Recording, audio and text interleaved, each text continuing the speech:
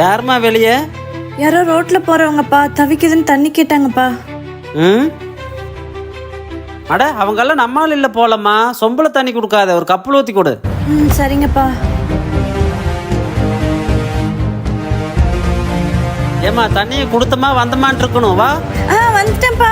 சீக்கிரம் இங்க இருந்து போ, நம்ம ஈவினிங் பார்க்ல மீட் பண்ணலாம்.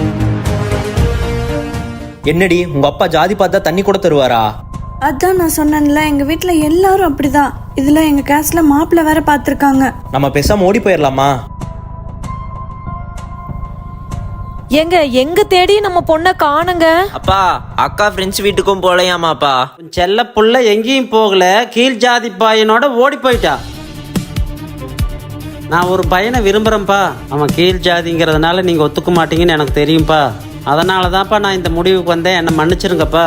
நான் இந்த பையனோடவே சந்தோஷமா வாழ்ந்துக்கிறேன். என்னை யாரும் தேட வேண்டாம். அப்படி இதோ வந்துட்டே இருக்கேன். அவளை கொல்லாத விடக்கூடாது. உங்க அக்கா வேற ஜாதி பையனோட மோப்பம் பிடிச்சி போயிட்டா. சரிங்கப்பா, அவளை உயிரோடையே விட மாட்டேன்.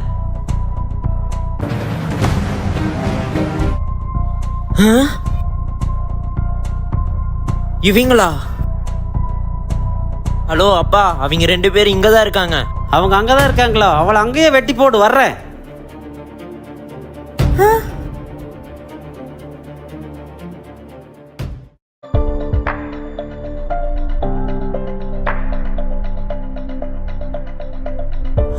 அவளை கொன்னுட்டியா?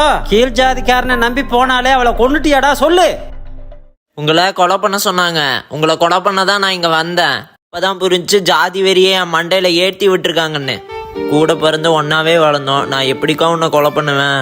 ஜாதி வெறி பிடிச்ச மிருகம் கூட வாழ்றதை விட இந்த மாதிரி ஒரு நல்ல மனுஷன் கூட நீ வாழ்றது எனக்கு சந்தோஷம் தான்க்கா. மாமா, எங்க அக்காவை தூரமா கூட்டிட்டு போயிருங்க, இல்லைன்னா அவங்க கண்டுபிடிச்சிருவாங்க. இங்க வாங்க, போயிடலாம். ஒரு நிமிஷம் இருமா.